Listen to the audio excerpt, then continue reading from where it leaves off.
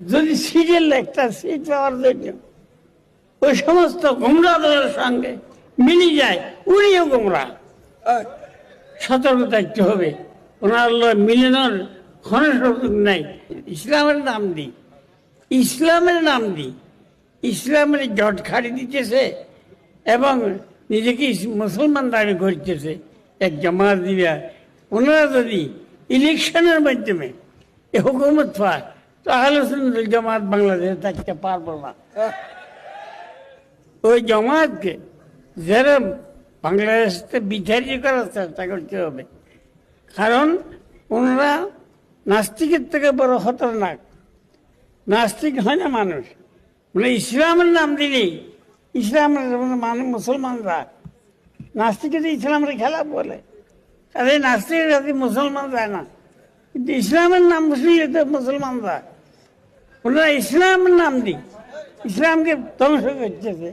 সাহাবাদের দুশমন, আল্লাহর গজব না হোক, এখন ওনারা যা বলতেছে হযরত উমর রাদিয়াল্লাহু তাআলা দর্শনকারী ছিল, এইরকম কথা বলে।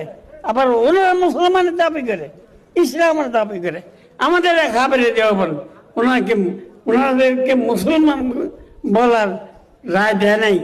হযরত মদনী রাহমাতুল্লাহ আলাইহি নিজে ফরমাইছে যে আমাদের ইসলাম আর মওদুদির ইসলাম এক না। আমাদের ইসলাম মদিনার ইসলাম, আর মওদুদির ইসলাম জামাতে ইসলামী ইসলাম, মওদুদির ইসলাম। তখন ইসলাম দুটা, তো কোন মুসলমান একত্রিতভাবে এই বদিনী কুফরি এলহাদ বাংলাদেশ থেকে হাজার দূর করার জন্য একত্রিতভাবে চেষ্টা করা।